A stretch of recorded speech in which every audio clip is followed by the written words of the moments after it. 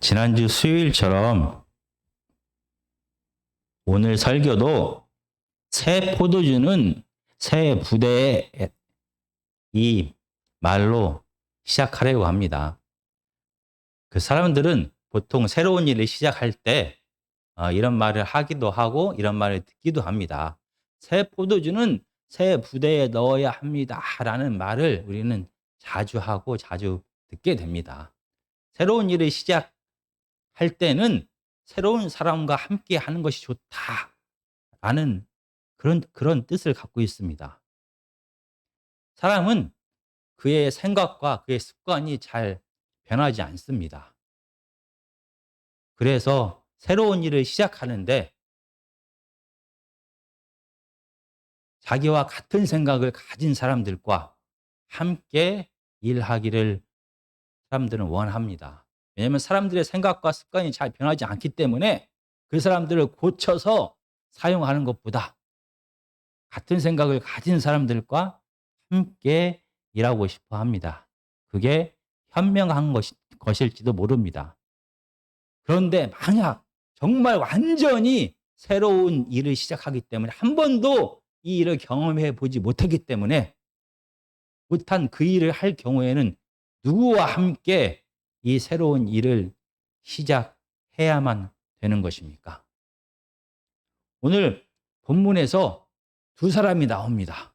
이 두 사람은 예수 그리스도의 혼인잔치에 참여하여 그 생명의 풍성함을 경험하게 됩니다. 그들은 어떻게 상상할 수도 없는 이 예수 그리스도의 혼인잔치에 참여하게 될 수가 있었을까요? 마태복음 9장 18절에서 26절까지입니다. 예수께서 이 말씀을 하실 때에 한 관리가 와서 절하며 이르되 내 딸이 방금 죽었사오나 오셔서 그 몸에 손을 얹어 주소서 그러면 살아나겠나이다 하니 예수께서 일어나 따라가시매 제자들 또 가더니 12의 동안이나 혈루증으로 앓는 여자가 예수의 뒤로 와서 그 겉옷 가지를 만지니 이는 제 마음에 그 겉옷만 만져도 구원을 받겠다 함이라. 예수께서 돌이켜 그를 보시며 이르시되 딸아 안심하라 내 믿음이 너를 구원하였다 하시니 여자가 그 즉시 구원을 받으니라. 예수께서 그 관리의 집에 가사 피리 부는 자들과 떠드는 무리를 보시고 이르시되 물러가라 이 소녀가 죽은 것이 아니라 잔다 하시니 그들이 비웃더라. 무리를 내보내신 후에 예수께서 들어가사 소녀의 손을 잡으심에 일어나는지라 그 소문이 그 온 땅에 퍼지더라. 지금 18절에서는 예수께서 이 말씀을 하실 때라고 기록합니다. 이 말씀을 하고 있을 때 한 관리가 예수님 앞에 나와왔다라고 말합니다. 이 말씀은 바로 14절부터 17절까지입니다. 제가 다시 읽겠습니다. 그때 요한의 제자들이 예수께 나와 이르되 우리와 바리새인들은 금식하는데 어찌하여 당신의 제자들은 금식하지 아니하나이까? 예수께서 그들에게 이르시되 혼인집 손님들이 신랑과 함께 있을 동안에 슬퍼할 수 있느냐? 그러나 신랑을 빼앗길 날이 이르리니 그때에는 금식할 것이니라. 생배 조각을 낡은 옷에 붙이는 자가 없나니 이는 기운 것이 그 옷을 당기어 헤어짐이 더하게 되미요 새 포도주를 낡은 가죽 부대에 넣지 아니하나니 그렇게 하면 부대가 터져 포도주도 쏟아지고 부대도 버리게 됨이라. 새 포도주는 새 부대에 넣어야 둘이 다 보전되느니라. 지금 14절에서 17절까지의 말씀은 바로 침례 요한의 제자들이 예수님께 나와서 예수님과 대화하는 것을 기록합니다. 마치 금식에 대하여 이야기하는 것처럼 보입니다. 그러나 14절부터 17절까지 하나님의 말씀은 하나님 나라에 대하여 지금 말씀하고 있는 것입니다. 메시아가 아직 오지 않았다라고 믿으면서 금식하면서 메시아가 오기를 기다리는 요한의 제자들에게 이미 하나님 나라가 시작되었다. 예수 그리스도를 통하여 혼인 잔치가 시작되었다라고 선포합니다. 하나님 나라의 생명력의 풍성함을 혼인 잔치에 비유하면서 말씀하셨습니다. 그리고 이 하나님 나라를 한 번도 경험해 보지 못한 사람들에게는 이 생명의 풍성함을 도저히 인간의 경험과 생각과 상상으로 이해할 수 없다라고 말합니다. 그러면서 옷과 포도주의 비유를 통하여 옛 습관, 사람의 경험과 지혜와 전통을 가지고는 이 새롭게 시작되는 하나님 나라를 완전히 이해할 수도 없고 감당할 수도 없다라고 말합니다. 그리고 이렇게 새롭게 시작된 하나님의 나라는 어떠한 것을 부족한 부분을 채우는 보완하는 그 정도의 수준이 아니라 완전히 새로운 나라다. 죄의 근원을 예수 그리스도의 오심을 통하여 해결하여 죄의 영향력과 결과로서 찾아온 죽음과 두려움과 모든 질병과 슬픔의 문제를 완전하게 해결한 완전한 구원의 상태가 바로 예수 그리스도로 시작되는 메시아로부터 시작되는 하나님의 나라다라고 말씀하는 것입니다. 낡은 옷을 가지고 낡은 가죽 부대를 가지고는 도저히 상상할 수도 없는 하나님의 나라임을 강조합니다. 이렇게 하나님의 나라에 대하여 얘기하고 있을 때 한 관리가 예수님을 찾아옵니다. 이 같은 사건을 마가복음과 누가복음도 함께 기록했습니다. 마가복음은 5장이고 누가복음은 8장입니다. 그 중에서 마가복음 5장 22절과 23절만 제가 읽겠습니다. 회당장 중에 하나인 야이로라 하는 이가 와서 예수를 보고 발 아래 엎드려 간곡히 구하여 이르되 내 어린 딸이 죽게 되었사오니 오셔서 그 위에 손을 얹으사 그로 구원을 받아 살게 하소서 하거늘. 지금 마가복음과 누가복음은 이 한 관리가 바로 회당장이고 그의 이름이 야이로다라고 말합니다.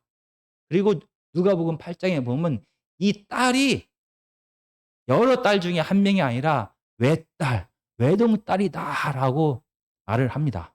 이 당시에 회당장은 회당을 관리하는 사람입니다. 그래서 유대 사회에서 정말로 중요한 일을 하는 사람입니다. 이 회당장은 회당에서 가르치는 율법을 가르치는 바리새인들과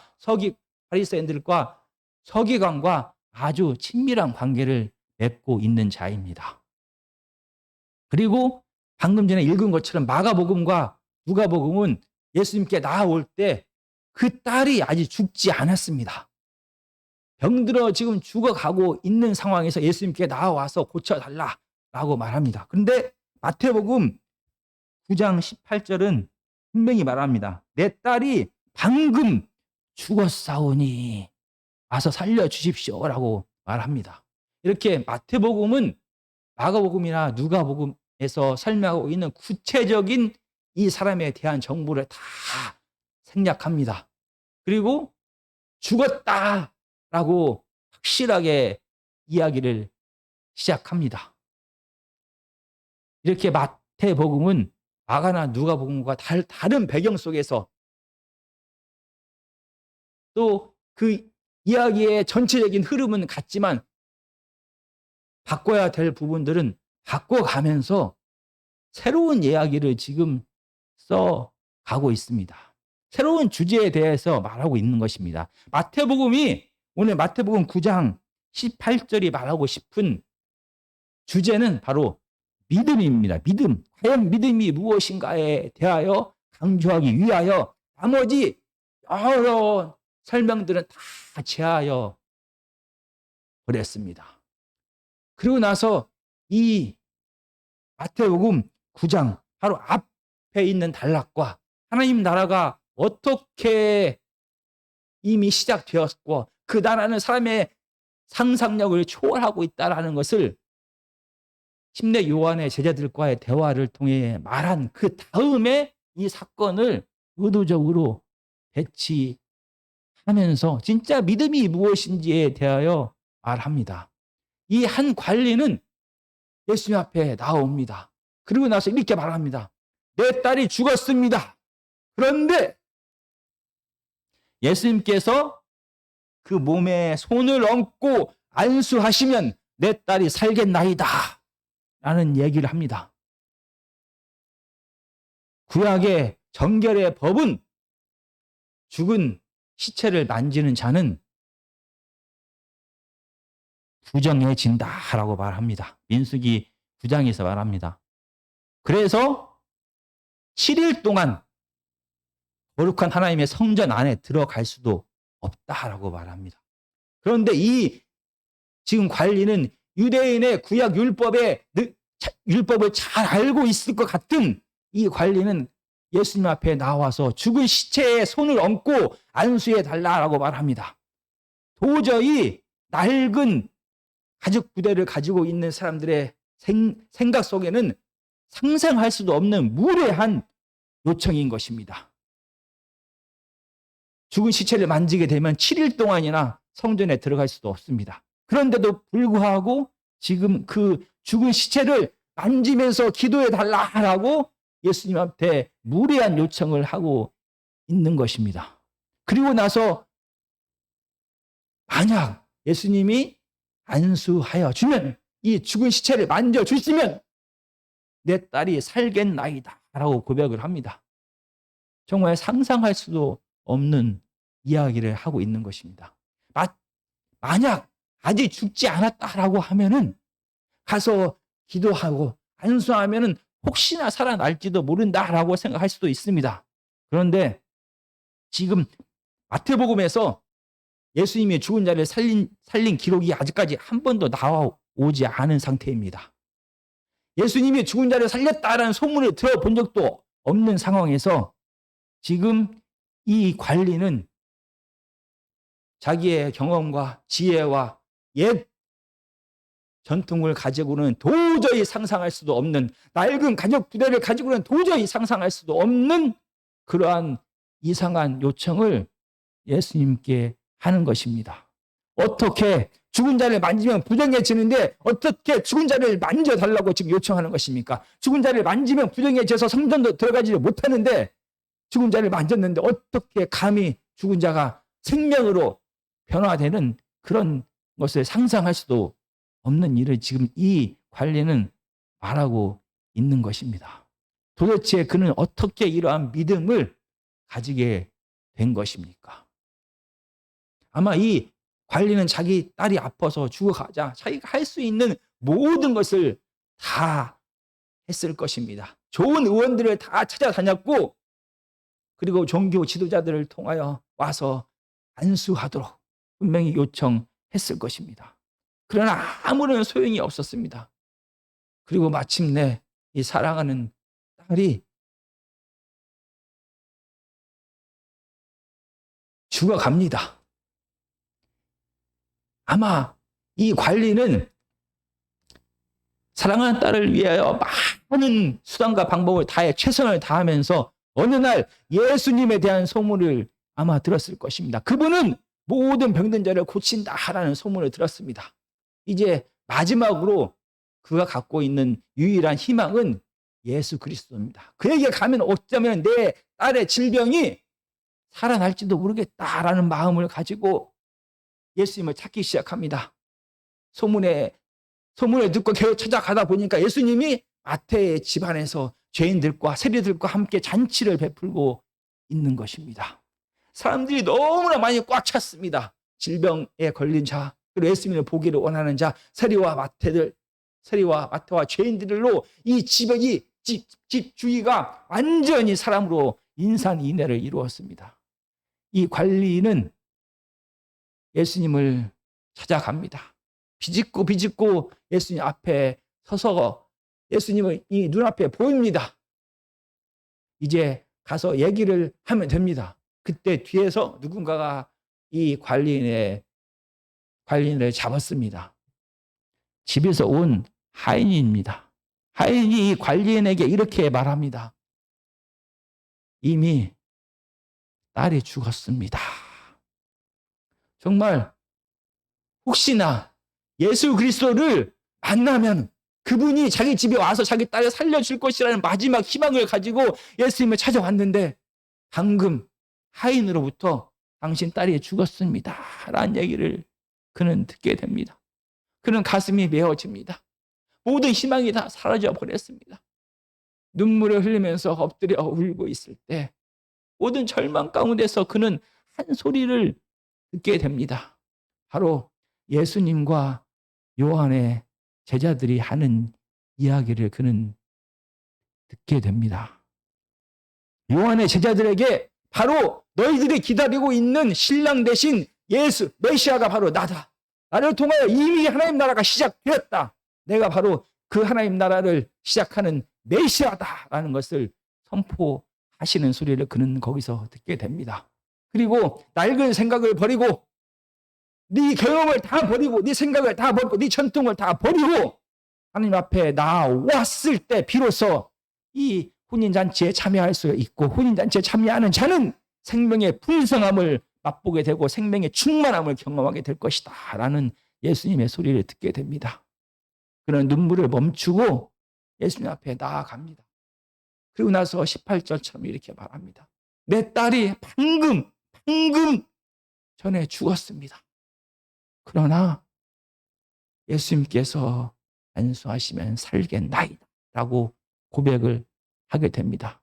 이 고백은 바로 우리가 구약에서부터 그토록 기다렸던 메시아가 바로 당신입니다. 그리고 사람을 살리는 죄의 문제를 해결하여 근본적으로 죄의 문제를 해결하여 죄의 결과로서 찾아오는 이 죽음의 문제를 해결할 수 있는 분이 바로 당신입니다. 그리고 이 하나님 나라가 이미 시작되었다는 것을 나는 믿습니다 라는 고백입니다. 이 고백을 들은 예수 그리스도는 너무나 당연하다는 듯이 그 일을 예수님이 해야 되는 것처럼 일어나서 제자들과 함께 이 관리를 따라갑니다. 그때 또 다른 사건이 벌어지게 됩니다. 마태는 아주 놀라운 일을 보거나 경험할 때 자 보라 라는 단어를 계속해서 사용해 왔습니다. 마태복음 9장 20절에서도 한글로는 번역이 안 됐는데 또 자 보라라는 얘기로 이 놀라운 광경을 기록합니다. 12의 동안이나 혈루증으로 앓는 여자가 예수의 뒤로 와서 그 겉옷 가지를 만지니 정말로 12의 동안이나 12년이나 혈루증을 앓는 이 여인이 예수님에게 찾아왔습니다. 예수님 뒤로 몰래 따라가고 있었습니다. 이 혈루증은 생리혈이 멈추지 않는 병입니다. 이 병은 그의 건강상으로 큰 문제가 있지만 이거는 정결법에 의하면 부정한 여인인 것입니다. 그 레위기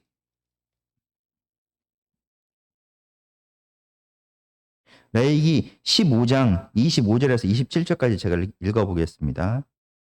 만일 여인의 피의 유출이 그의 불결기가 아닌데도 여러 날이 간다든지 그 유출이 그의 불결기를 지나도 계속되면 그 부정을 유출하는 모든 날 동안은 그 불결한 때와 같이 부정한즉 그의 유출이 있는 동안 모든 날 동안에 그가 눕는 침상은 그에게 불결할 때의 침상과 같고 그가 앉는 모든 자리도 부정함이 불결할 때의 부정과 같으니 그것을 만지는 자는 다 부정한즉 그의 옷을 빨고 물로 몸을 씻을 것이며 저녁까지 부정할 것이요. 이 지금 혈루증을 앓는 자는 자기가 몸이 건강하지 못하는 것뿐만 아니라 제의적으로 정결법에 의하여 이 여인은 부정합니다.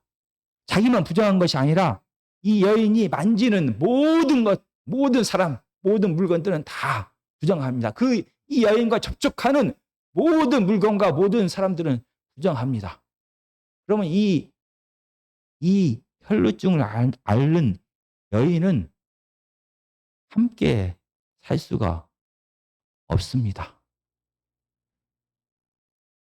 일상적인 이스라엘 백성들의 삶을 함께 살아갈 수가 없습니다.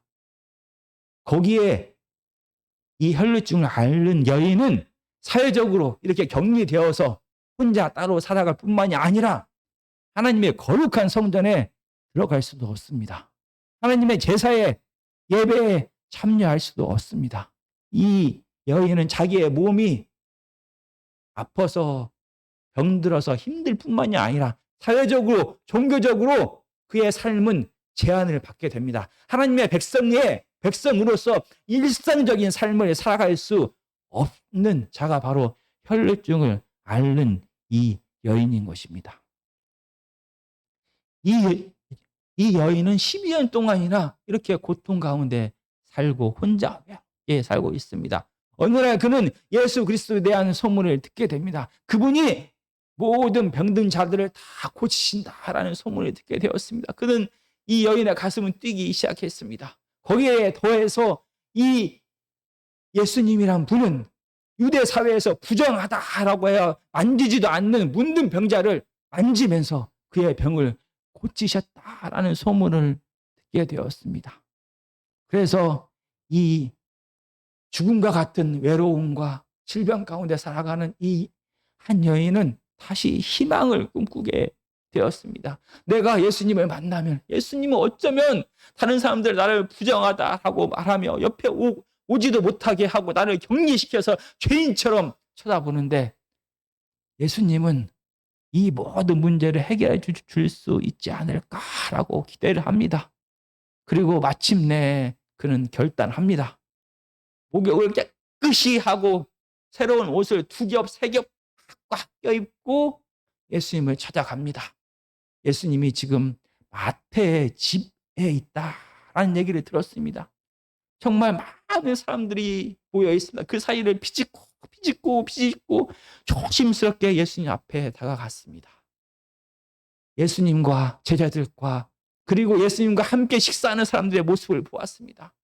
유대 사회에서 죄인이다라고 말하는 그들과 세리가 예수님과 함께 식사를 합니다. 그들의 표정에는 너무나 기쁨이 가득합니다.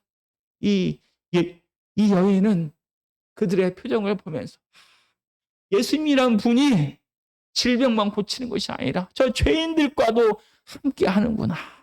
그러면 나도 멀리하지 않고 내 얘기를 들어주시고 내 몸에 이 무서운 질병도 고쳐주시지 않을까라는 희망을 품게 됩니다.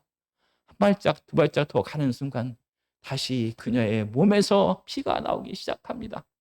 이 여인은 더 이상 예수님 앞으로 나아갈 수가 없습니다. 눈물 흘리면서 그녀는 돌아섭니다. 그때 한 남자의 간절한 소리를 이 여인은 듣게 됩니다. 눈물을 흘리면서 말하는 한 남자는 이렇게 말합니다. 내 딸이 죽었습니다. 그런데 예수님께서 만지시면 바로 날 것입니다. 정말 상상할 수도 없는 얘기를 이 여인은 듣고 있는 것입니다. 자기도 부정하다라고 해서 사람들이 만지지 않습니다. 그런데 죽은 시체가 죽어버렸습니다. 그 죽은 시체를 만져달라고 지금 예수님한테 요청하는 것입니다. 그리고 죽은 시체를 만진 예수님이 부정해지는 것이 아니라 도리어 죽은 자가 생명을 얻게 된다라고 이 남자는 눈물을 흘리며 말하는 것입니다. 도저히 옛 습관을 가지고 옛 사람의 생각을 가지고는 상상할 수도 이해할 수도 없는 얘기를 지금 이 여자는 듣게 되었습니다. 그런데 더 놀라운 것은 바로 그때 예수님이 너무나 당연하다는 듯이 이건 내 일이다. 내가 할 수 있는 일이다. 라고 당연하다는 듯이 이 남자를 따라 나서는 것입니다. 이 여인은 뒤에서 두근거리는 가슴을 안고 생각을 하면서 예수님을 쫓아갑니다. 과연 저 예수님이라는 사람이 도대체 누구인가? 그는 질병을 고치는 단순한 선지자가 아니구나. 그는 죄인을 멀리하는 단순한 유대교 종교 지도자 중에 하나가 아니구나. 그는 죄인들과 함께하는 자, 이 죄의 문제를 해결하는 자, 이 죽음의 문제를 해결할 수 있다라고 구약에서부터 예언되어진 그 메시아구나라는 것을 깨닫게 됩니다. 내가 비록 병들고 더럽다, 다른 사람들은 말하지만 저 능력의 메시아, 죽은 자를 살리러 가는 저 메시아를 한 번이라도 만지면 나도 내 질병도 고침을 받을 수 있을 거다라는 믿음이 생깁니다. 아니, 그의 몸을 만질 필요도 없습니다. 그의 옷자락만 만져도 그의 메시아의 생명의 능력이 나를 살릴 것만 같습니다. 이 불쌍한 여인은 지금까지 자기의 낡은 옷을 다 벗어버리고 예수 그리스도의 거룩한 옷을 잡아버렸습니다. 지금까지 자기가 가지고 있던 모든 경험과 생각과 사람들의 시선과 편견과 유대교의 전통을 다 벗어버리고 살아계신 메시아를 잡았습니다. 바로 그때 예수님이 그 여자를 향하여 뒤돌아 보았습니다. 그를 더럽다, 부정하다라고 정죄하는 것이 아니라 예수님은 그에게 말합니다. 내 믿음이 너를 구원하였다라고 말합니다. 많은 사람들 앞에서 이 여인의 혈루증이 다 나았다라고 선포를 하는 것입니다. 그냥 그녀의 질병, 육체적인 병이 나은 것이 아닙니다. 이제 그녀는 다시 공동체의 일원으로 회복되는 것입니다. 이제 그녀는 다시 혼자 사는 것을 멈추고 이스라엘 공동체 생활 속으로 들어갈 수가 있습니다. 가족들과 함께 살아갈 수가 있습니다. 이제 그녀는 혼자 눈물을 흘리면서 하나님께 기도하는 것을 멈추고 성전에 들어가서 하나님 앞에 예배할 수 있는 자가 되었습니다. 하나님의 백성의 일상적인 평범한 삶을 그녀는 누리게 되었던 것입니다. 바로 이게 진짜 구원인 것입니다. 그의 질병만 구원받은 것이 아니라 그의 사회적인 종교적인 모든 관계가 다 회복된 완전한 구원을 그는 맛보게 된 것입니다. 바로 예수 그리스도로 인하여 예수 그리스도의 혼인잔치에 천국잔치에 참여하게 됨을 통하여 이 여인은 생명의 풍성함을 맛보게 되었습니다. 그리고 메시아이신 예수님은 아무 일도 없었다는 듯이 다시 이 관리의 집으로 함께 갑니다. 그리고 가서 이 관리의 고백과 믿음대로 이 죽은 딸을 만지고 그를 일으켜 세웁니다. 그 결과 죽음이 가득했던 이 집은 예수 그리스도께서 오심을 통하여 생명이 풍성한 혼인잔치 집이 되었던 것입니다. 죽음과 애곡과 피리 부는 자들은 다 물러가고 이 죽음 가운데 고통하는 하는 자들에게 하나님의 생명이 흘러 넘쳐서 그곳은 온전하게 회복이 되었던 것입니다. 하나님의 혼인잔치에 참여한 자는 이렇게 회복되는 것입니다. 낡은 옷을 다 벗어버리고 낡은 부대를 다 벗어버리고 하나님 앞에 나아가는 것이 믿음입니다. 믿음은 내 생각과 경험과 전통을 다 벗어버리고 예수 그리스도를 올바로 똑바로게 바라보고 그분 앞에 나아가는 것이 바로 믿음입니다.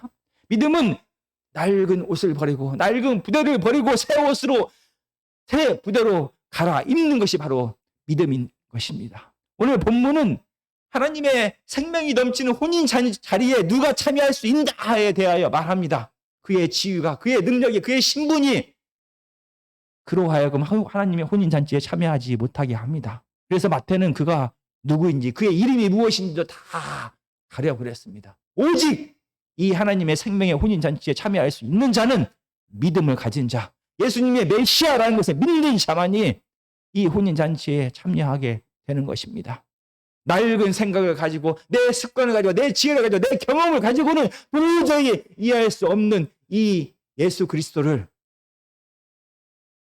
우리는 우리의 낡은 옷과 낡은 부대를 다 버리고 나아갈 때 우리는 예수 그리스도를 만나게 됩니다. 그분이 주는 생명을 맛보게 되는 것입니다. 오직 믿음으로 이 혼인잔치에 참여할 수 있게 되는 것입니다. 오늘 본문은 한 관리, 죽은 자를 살리는 이 하나의 이야기 사이에 한 여인의 일상의 회복에 대하여 함께 기록합니다. 하나님의 혼인잔치에 참여하는 것, 하나님 나라가 시작되었다라는 것, 하나님의 통치가 시작되어서 그 생명이 풍성해졌다는 것은 죽은 자가 살아나는 것입니다. 결국 예수 그리스도의 임재와 통치를 통하여 맨 종말에 이 완전하신 하나님의 혼인잔치가, 예수님의 혼인잔치가, 하나님의 다스림이 시작되고 완성될 것입니다. 죽음이 변하여 생명으로 변하는 것이 바로 혼인잔치의 결과입니다. 그런데 이 사이에 지금 일상의 회복에 대한 이야기를 마태는 지금 함께 하는 것입니다. 왜냐하면 예수 그리스도의 회복은 종말에만 있는 것이 아니라 이 사이에, 우리가 이 땅을 살아가는 사이에도 계속해서 벌어지고 있는 것입니다. 우리가 믿음을 가지고 옛 습관을 버리고 옛 생각을 버리고 우리의 지식을 버리고 우리의 경험을 버리고 온전히 예수 그리스도를 바라볼 때, 예수 그리스도에 참여하게 됐을 때, 우리가 믿음을 가지고 나아갔을 때 그곳이 바로 하나님 나라가 그곳에서 시작되는 것입니다. 그리고 하나님의 나라는 단순하게 우리가 영원한 죽음에서 영원한 생명을 얻는 것을 포함하여 또 다른 것도 함께 이야기하고 있는 것입니다. 하나님의 생명력은 죽음을 사망으로 바꿉니다. 그것뿐만이 아니라 한 사람의 삶이 하나님께서 원래 예비하셨던 일상으로 돌아가게 하는 것, 하나님 안에서 하나님께 주신 사명을 평범하게 실행하면서 살아가게 하는 것, 일상을 회복시키는 것 역시 하나님께서 원하시는 것입니다. 질병을 치료하는 것, 그의 마음의 상처를 치료하는 것, 그에게 위로를 주는 것, 그에게 부유함을 주는 것, 그에게 건강을 주는 것, 모든 것이 다 포함한 완전하신 기쁨, 완전하신 회복이 바로 하나님 나라인 것입니다. 그래서 우리 교회의 사명은, 우리 제자들의 사명은, 하나님의 자녀들의 사명은 예수 그리스도를 전하여 그가 죽음에서 생명으로 옮겨지는 것뿐만이 아니라 이 땅에서의 그의 삶이 하나님께서 원래 예비하셨던 생명의 풍성한 삶을 누리면서 살 수 있도록 그를 정신적으로, 경제적으로, 사회적으로 그의 모든 부분들을 완전하게 돌보는 것이 바로 우리 제자의 사명이고 하나님의 자녀들의 사명이고 교회의 사명인 것입니다. 이런 하나님의 나라, 하나님의 혼인잔치에 참여하는 것은 우리의 옛 습관, 옛 생각, 우리의 경험들을 다 버릴 때입니다. 정말 우리는 매일매일 새롭게 새 옷을 입고 새로운 부대를 가지고 하나님 앞에 나아가야만 하는 것입니다. 지금까지 우리가 알고 있던, 우리가 경험했던 하나님의 세계, 하나님의 생명력은 하나님의 온 완전하신 생명력에 비하면 너무나 작습니다. 우리가 알고 있는 하나님은 너무나 작습니다. 우리가 경험한 하나님은 정말 너무나 작습니다.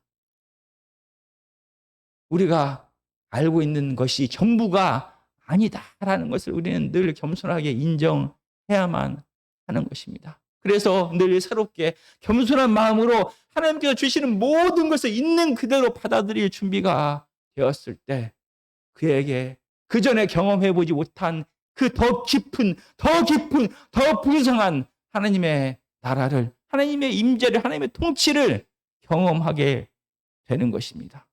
정말 겸손히 하나님 앞에 매일 무릎 꿇는 자, 매일마다 옛 습관들을 계속 버리는 자에게 하나님의 놀라운 생명력이 계속해서 공급될 것입니다. 더 깊이 하나님을 경외하게 되고 더 깊이 더 높게 하나님의 뜻이 무엇인지를 알게 되고 그 뜻대로 순종하면서 살아갈 때 우리가 속한 가정이 우리가 속한 공동체에 하나님의 나라가 분명히 현실로 실현될 것을 오늘 성경은 말합니다. 정말 낡은 생각, 옛 생각을 벗어버렸을 때 그게 바로 믿음이라는 것입니다. 믿음은 날마다 새로워지는 것입니다. 믿음은 날마다 더 깊어지는 것입니다.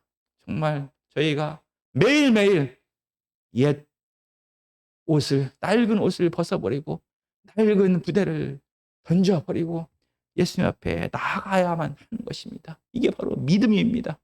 믿는 자에게만 하나님의 생명의 축복이 하나님의 임재와 통치가 선물로 주어진다는 것을 기억하는 저와 여러분이 되었으면 좋겠습니다. 찬송가